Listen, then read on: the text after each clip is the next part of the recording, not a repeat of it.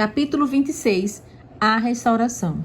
Isaías predisse a reforma do sábado nos últimos dias. Assim diz o Senhor: mantenham a justiça e pratiquem o que é direito, pois a minha salvação está perto e logo será revelada a minha retidão. Feliz aquele que age assim, o homem que nisso permanece firme, observando o sábado para não profaná-lo e vigiando sua mão para não cometer nenhum mal. E os estrangeiros que se unirem ao Senhor para servi-lo, para amarem o nome do Senhor e prestar-lhe culto, todos os que guardarem o sábado, deixando de profaná-lo, e que se apegarem à minha aliança, esses eu trarei ao meu santo monte, e lhes darei alegria em minha casa de oração. Isaías 56, 1, 2, 6 e 7. Essas palavras se aplicam à era cristã, conforme revela o contexto, palavra do soberano, do Senhor, daquele que reúne os exilados de Israel. Reunirei ainda outros àqueles que foram reunidos. Verso 8. Essa passagem prefigura a reunião evangélica dos gentios, quando os servos de Deus tiverem pregado as boas novas a todas as nações.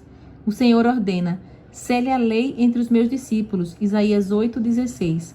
O quarto mandamento contém o selo da lei de Deus. Somente esse mandamento, dentre todos os 10, inclui tanto o nome quanto o título do legislador. Quando o poder papal tentou mudar o sábado, esse selo foi removido da lei. Deus chama os discípulos de Jesus para restaurar o selo por meio da exaltação do sábado, como memorial do Criador e sinal de sua autoridade. Deus ordena: grite alto, não se contenha, levante a voz como trombeta, anuncie ao meu povo a rebelião dele e à comunidade de Jacó os seus pecados. Isaías 58, verso 1. Aqueles a quem o Senhor chama de meu povo necessitam saber que estão transgredindo a lei divina, mesmo pensando estar fazendo o que é correto em seu serviço a Deus. No entanto, a repreensão solene daquele que sonda os corações mostra que estão passando por cima de seus mandamentos divinos. Assim, o profeta mostra qual é a lei que abandonaram. Os teus filhos edificarão as antigas ruínas, levantarás os fundamentos de muitas gerações e serás chamado reparador de brechas e restaurador de veredas, para que o país se torne habitável. Se desviares o pé de profanar o sábado e de cuidar dos teus próprios interesses no meu santo dia, se chamares ao sábado deleitoso e santo dia do Senhor, digno de honra, e o honrares, não seguindo os teus caminhos, não pretendendo fazer a tua própria vontade, nem falando palavras vãs, então te deleitarás no Senhor. Isaías 58, 12 a 14. As brechas na lei de Deus foram feitas quando o poder romano mudou o sábado, mas chegou o tempo de repará-las. Adão guardou o sábado em sua inocência no Éden. Continuou a guardá-lo depois que, caído, porém arrependido, foi expulso do jardim.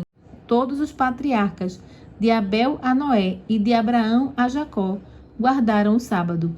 Quando o Senhor libertou Israel do Egito, ele proclamou sua lei para a nação emergente. Um dia sempre lembrado. Daquele dia até hoje, o sábado tem sido guardado. Embora o homem do pecado tenha obtido êxito em pisotear o dia santo de Deus, cristãos fiéis, escondidos em lugares secretos, prestaram sua homenagem. Desde a reforma, alguns indivíduos de todas as gerações têm guardado o sétimo dia. Essas verdades, encontradas em Apocalipse 14, em conexão com o Evangelho eterno, distinguirão a Igreja de Cristo por ocasião de sua vinda.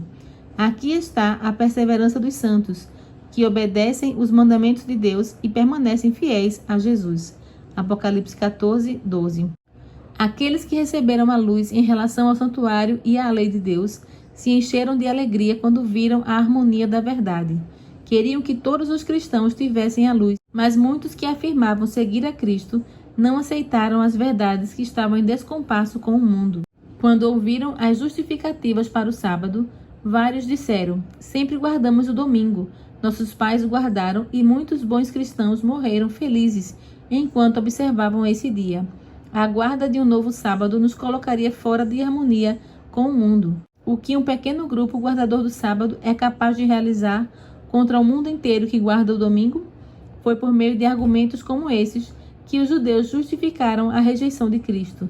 De maneira semelhante, os católicos romanos, na época de Lutero, argumentaram que cristãos verdadeiros haviam morrido na fé católica, por isso essa religião era suficiente. Esse tipo de raciocínio bloqueia o caminho do avanço da fé. Muitos argumentaram que a guarda do domingo era um costume disseminado pela igreja havia séculos. Contrariando esse argumento, outros demonstravam que o sábado e sua observância eram ainda mais antigos, tão antigos quanto o próprio mundo, estabelecidos pelo ancião de dias. Quando não conseguiam encontrar nenhum apoio bíblico, muitos questionavam: por que nossos grandes homens não entendem essa questão do sábado? Poucos acreditam como vocês. Não pode ser que apenas vocês estejam certos e todas as pessoas cultas estejam equivocadas. Para refutar argumentos como esse, bastava citar as Escrituras e mostrar como o Senhor havia lidado com seu povo em todas as eras. O motivo para ele não escolher pessoas eruditas e de posição com mais frequência é que elas confiam em seus credos e sistemas teológicos, sem sentir necessidade de que Deus as ensine. Às vezes, o Senhor chama pessoas que têm pouca educação formal para pregar a verdade. Ele as escolhe não por serem incultas, mas por não serem autossuficientes demais para que o Senhor as ensine. Sua humildade e obediência as tornam grandes. A história do antigo Israel é uma ilustração vívida da experiência passada dos fiéis adventistas. Deus conduziu seu povo no movimento adventista, assim como guiou o povo de Israel para fora do Egito. Se todos aqueles que trabalharam juntos e com tanto afinco em 1844 tivessem aceitado a mensagem do terceiro anjo e a proclamado no poder do Espírito Santo, há anos a terra teria sido advertida e Cristo teria voltado para redimir seu povo. Fé e coragem. Não era da vontade de Deus que Israel peregrinasse por 40 anos no deserto. Ele queria conduzi-los diretamente para Canaã e estabelecê-lo lá como um povo santo e feliz. Contudo, por causa da incredulidade, não puderam entrar. Hebreus 3,19. Da mesma forma, não era da vontade de Deus adiar tanto a vinda de Cristo e fazer seu povo permanecer por tantos anos neste mundo de pecado e tristeza. Em misericórdia a este mundo, Jesus tem adiado sua vinda para que os pecadores ouçam a advertência e encontrem abrigo antes de Deus derramar sua ira. Hoje, assim como em eras passadas, a exposição da verdade desperta oposição. Com más intenções, muitos atacam o caráter e os motivos daqueles que defendem verdades impopulares. Elias era chamado de perturbador de Israel, Jeremias de traidor, Paulo de profanador do templo. Desde então até agora, aqueles que desejam ser leais à verdade têm sido denunciados como rebeldes, hereges ou causadores de divisões. A profissão de fé feita por cristãos verdadeiros e mártires, exemplos de santidade e firme integridade, inspira coragem naqueles que agora são chamados a se posicionar como testemunhas para Deus. O servo de Deus recebe hoje a ordem: grite alto, não se contenha, levante a voz como trombeta, anuncie ao meu povo a rebelião dele, e à comunidade de Jacó os seus pecados. Filho do homem, eu fiz de você uma sentinela para a nação de Israel. Por isso, ouça a minha palavra e advirta-os em meu nome. Isaías 58:1 e Ezequiel 33:7. O grande obstáculo para a aceitação da verdade é que ela envolve inconvenientes e críticas. Esse é o único argumento contra a verdade que aqueles que defendem nunca conseguiram refutar. Os verdadeiros seguidores de Cristo não esperam a verdade se tornar popular.